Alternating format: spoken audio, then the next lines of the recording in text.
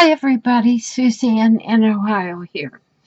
Hey, I have a different process experimenting technique that I've been working with and I thought you might be interested. And it really can be summed up this way.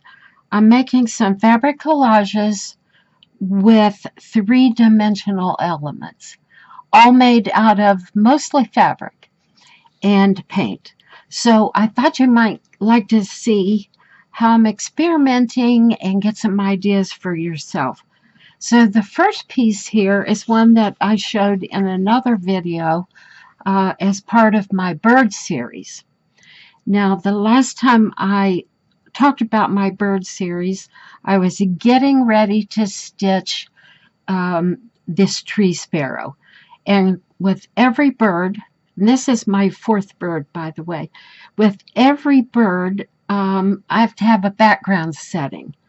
And this time I just thought it would be a good opportunity to experiment with this 3D idea that I've been thinking about for a long time. And I want you to see how it turned out.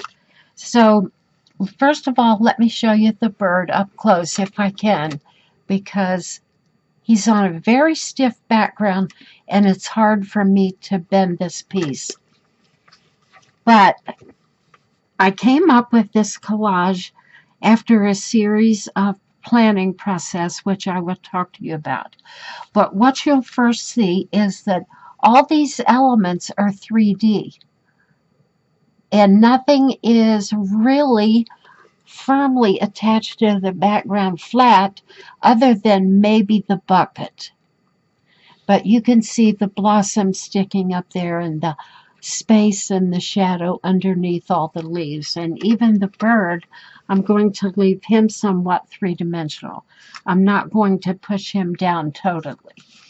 So, again, this is an experiment, so bear with me and I'll try to talk you through it.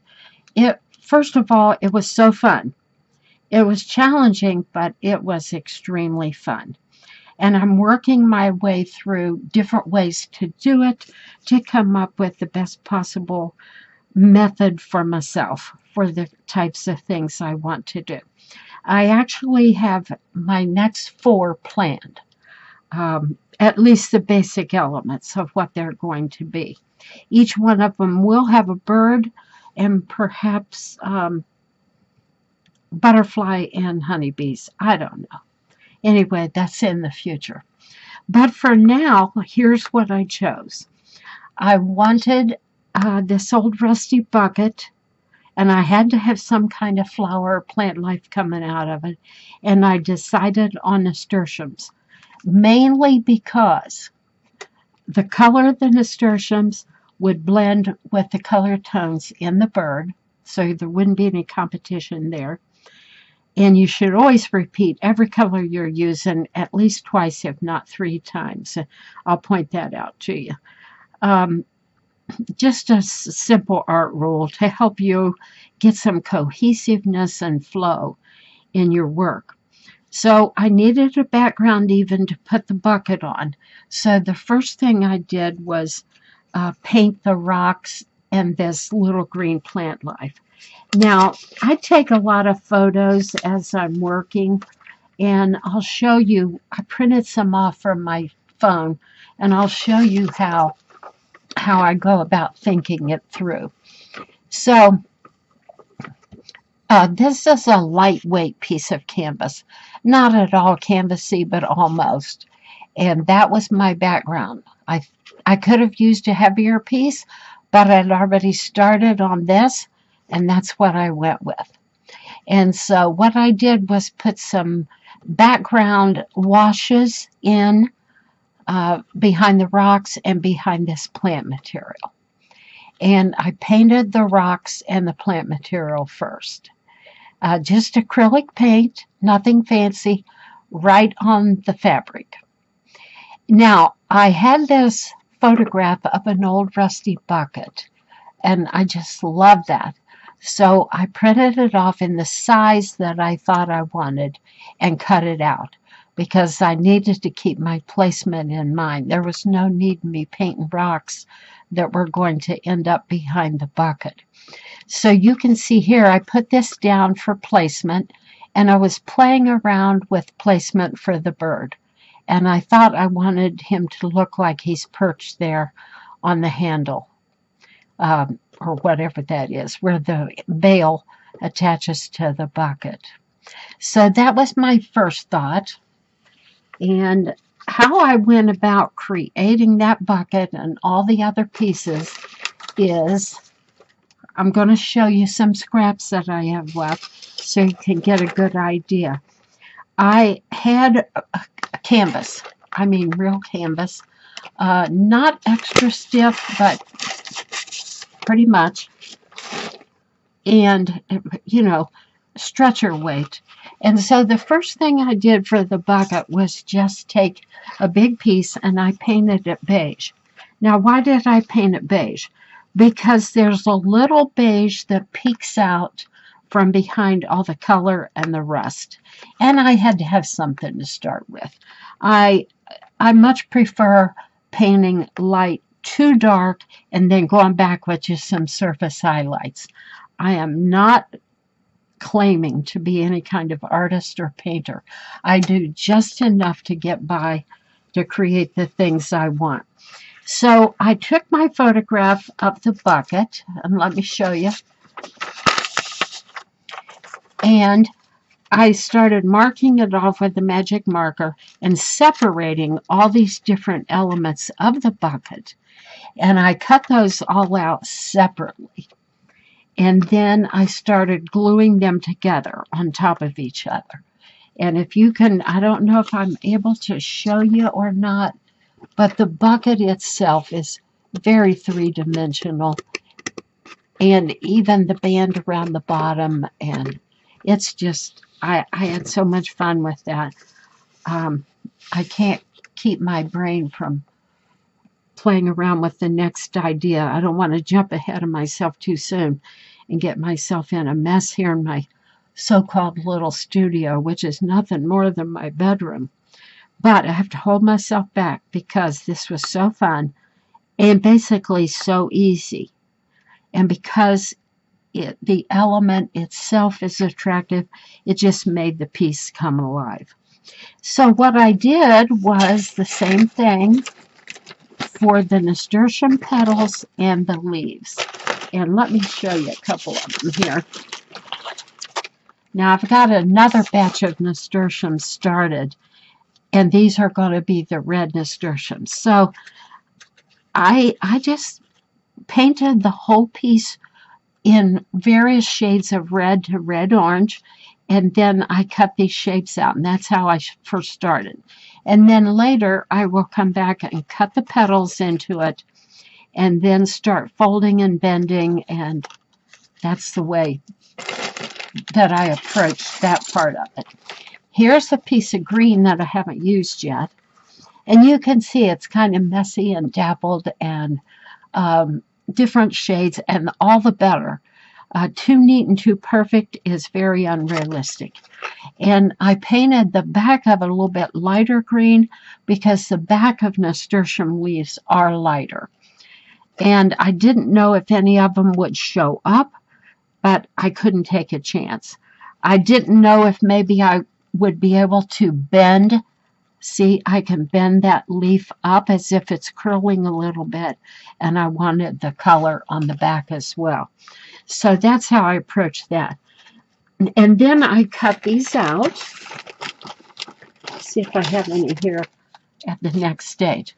I cut them out, just wibbly wobbly, various shapes. And yes, I was looking at a photograph while I was doing it because I've never done a study on nasturtiums before, and I just wanted some of the details to be true. Then I chose a variegated nasturtium leaf. Nasturtiums come in plain colors, anywhere from a dark leaf to a light leaf, and then variegations. And so I thinned down some white and put some variegations on these leaves. And they are not anatomically totally perfect, correct, but they serve the purpose. And I could have spent the next year painting every blossom and every leaf exactly true to reality, but I don't have that many years left in my life.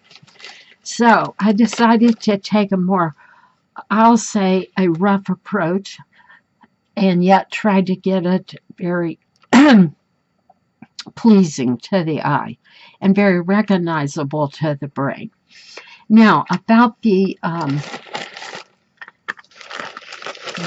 vines, I didn't have much to work with that day, but what I found in my stash, okay, those two fell out again. I had some cord, and basically it was nylon cord, and I was very leery of it because I wasn't sure if the acrylic paint would stick to the nylon. But I had one thicker piece and then some thinner, and they were both nylon cords of different kinds. I keep them handy for when I'm doing my cardboard weavings. They work nice in that. So I just wadded them up and laid them on a paper plate and mixed up my paints and then just soaked them all with paint. And all these curlicues came in extremely handy because the vining effect of a nasturtium, I didn't have to fight it. It just kind of vined all on its own. All right, so that's how I came about creating the elements. And then it came time to decide on placement. So there's the first one you saw. I only printed out a few of these. I knew I wanted the bird somewhere up here, and let me tell you a secret. The reason I wanted it up here was there is a tiny, teeny little place on my canvas that I accidentally dropped a drop of water, and it had some white paint in it. And it was right out there, and I thought, I've got to have the bird up there. And luckily, the placement worked out fine. I was able to put the bird right here and use his tail to cover up that little spot. Basically, nobody might have seen it, but I didn't want to take a chance. So the next thing, after I had my leaves cut out, I cut the leaves out and then just laid them around and was trying to get an idea of scale and how much density that I needed, where I wanted the vine to trail, different things like that. Always take some photographs of what you're working on. Things show up in your photograph that will help you out. Even color shows up better. You can see contrast and complementary or non-complementary much better in a photo. So take photos as you go along. Not only would you have them as your record, but it will help you. And then at this stage, I just put together a few blossoms, and they hadn't even been, I only had the initial coat of paint on them, but I was just placing them around to get some kind of idea. This was trial placement. I labeled it that. So that's how I go about coming up with the composition and the balance and the scale and all that. And I am no expert, but working at it a little bit, it helps. And then taking the pictures help. And then walking away from it for a while, coming back and looking at it again. And then putting it up on a wall or leaning it up against something so that you can get at least 10 feet back from it. Gives you a whole new perspective. So let's back to the basics here. I cut out all the pieces of the bucket and glued them all together. And then I started painting the bucket. And I'm not an expert painter, but I mimicked as close as I could that photo that I had, this one.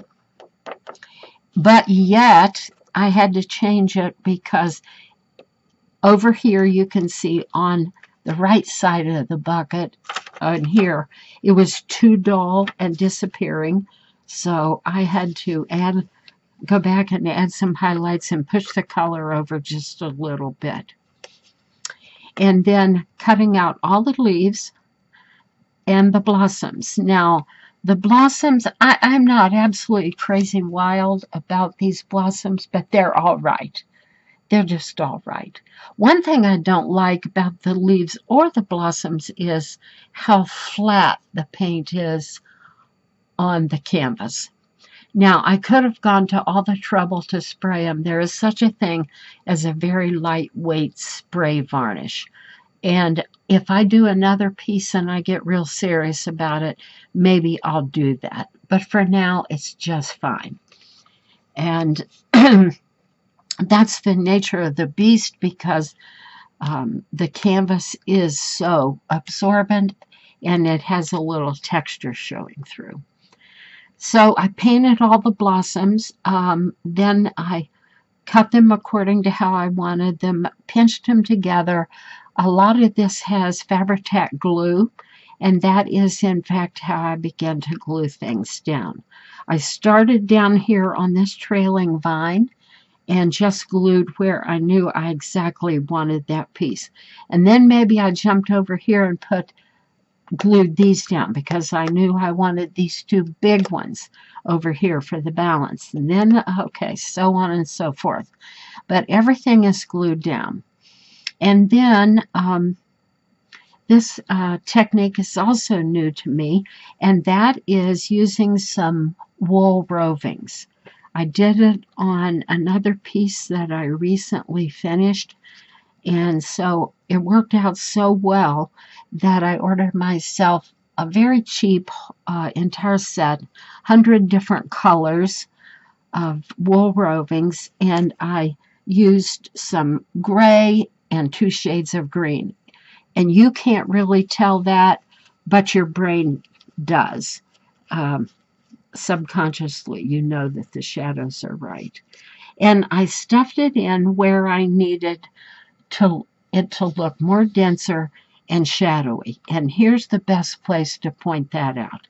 I stuffed it in under here, and some of it is glued down, and I'm going to glue some more. I'm in the process of finishing the binding on this piece, and once it's done, then I'll put some tiny drops of super glue under some places where I don't really trust it totally. Like this entire blossom is still flexible, and I'm thinking for safety's sake I should glue it down somewhere. All right, so that's the 3-dimensional piece there. Now, before I even started on this, I had begun another 3-dimensional piece, and that's what I want to show you now and tell you how and why I was coming up with these 3-dimensional things. So I'm going to put this here for a second, move the nasturtiums out of the way, and then I'll show you, talk you through my madness here a little bit. Boy, I wish I could get this camera to come down. Anyways, this is how I start out. Usually, this is going to be a still life, probably in a like country, not quite primitive, but country, but more light and white, like modern day. Wait till I turn my phone off. I thought I had it off. This is going to be lighter and brighter, more like modern day farmhouse. And I chose some things that are really my favorite. And I decided I wanted to try to get these elements in here, but I want them all to be 3-dimensional. So the first thing I wanted was a Canada goose, and I wanted it to look like a decoy.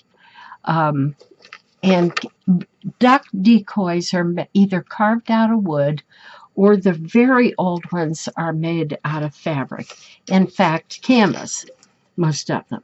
So here's the first thing I created.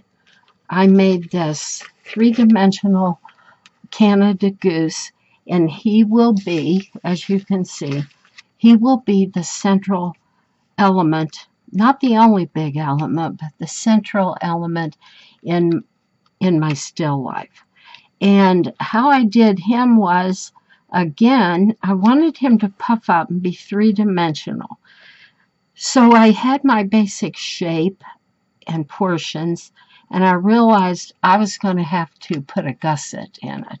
So I slit it right here in the middle and added an extra piece of fabric which goes underneath this wing bar even. And then I just simply glued things down. And what I did was create a base. This is a very stiff Pellon type product right here, and I thought that would be stiff enough for it to hold its shape, even though I'm going to be pulling on it. And then eventually I'll be flattening it down and attaching it to the main still life. So I painted him very crudely. I looked up many pictures of old canvas decoys, and they were not detailed. They were just basic, and I didn't want to get into a lifetime of painting. I wanted him to look pretty distressed. I even took a piece of sandpaper over him after I was all done, and I might distress him a little bit even more. Now, my next element, here's my ideas at this point. As if this still life is sitting on a countertop and has a wall in the back of it. And on the wall, I want a little mini quilt hanging there, and a birdhouse standing back here, and a crock with some plants hanging down from it. I wanted a little sheep of some kind, and a book, maybe another book, a bee skep, and a doll leaning up against the bee skep, and something of a pine tree, I don't know which style yet, and a candle. And I call these all my favorite things. So as I develop each one of these, of course, they'll probably change a little bit. But after I did the decoy, the next thing I attempted was the sheep. And I'll show you my little sheep here. Let me put it on a background so you can see it. I thought he turned out so cute. He just not showing up good on that white. But he's three-dimensional. And I put him on a background of, this is almost like buckram. It's a stiffener that's used in the top of draperies and different things, and upholstery sometimes, different things like that. I knew that would be stiff enough to hold it. And I had some fake fur, and I just cut out his head and ear shape and glued it smack dab on there, and used some skewers and painted them black. And then made him as if he's carrying this little, boy, everything's going off. I've got bread in the bread maker. It's done now. And I put this over him and embroidered the word wool. And then I did happen to have some little wool yarn. So I made some miniature little skeins of wool and stuffed them down in his pocket. Then I had another idea about him. I thought, oh, I would love for him to be pulling some kind of a little wagon behind him. Now, I don't know if I can carry that off or not. Maybe I'll find just the right thing to do it with at the thrift store. If not, he'll stay plain. And then I will go on with the next elements in the three-dimensional concept. So this is so fun. I can't tell you how fun it is. It is just delightful to see these little things come alive. And and then I know they'll look great attached to, it'll be a wall hanging piece, and they'll just be three-dimensional enough to really capture your imagination. I think that's what art is all about. For me, it is. I want whatever I'm looking at to take my brain somewhere, um, into a place of happiness and joy and delight and good memories and things like that. So I hope you'll come back, because I'll be showing these little three-dimensional elements as I get them all created. And I'm working on that in between other stuff. Now, as far as I said to you, I have 4 more ideas about this three-dimensional concept. And I'll just give you a little teaser out there. The first one, of course, is the still life. And then I have some more birds I want to do that pertain to my bird kits, and they'll need some background settings. So I'm going to hopefully create three-dimensional settings for the upcoming birds. A bee skep in one, and an old leather shoe with a bird nest in another one, and let's see, what was the other one? I thought by the time I get this done, the bee skep and an old shoe, it might be midsummer and I should be thinking about fall. So I'll probably do somehow crow in a pumpkin patch. That's just my upcoming muses, and I hope you enjoyed seeing these three-dimensional things. They just absolutely spark your imagination, and I hope you'll consider giving it a try. Everything can be done with fabric, paint, and glue, and there's no end to what you can create. So thank you for watching. I appreciate it. Tune back again soon, because I'm getting ready to start on my 4th bird. I'll show you that quick, which is the rufous-sided towhee. And I've got my scraps of fabric picked out that I think I might use. And he's a pretty simple bird in color, so I'll probably have him done really quick, and then I'll be wanting a background setting for him. I'm thinking he might go down on the ground in front of, because they love to eat on the ground, I'll put him in front of the bee skep. All right, so thank you for watching. I appreciate it, and tune in again soon. And if you haven't subscribed, consider doing that, and give me a thumbs up if I sparked your imagination. All right, thanks a lot from Northeast Ohio. Bye for now.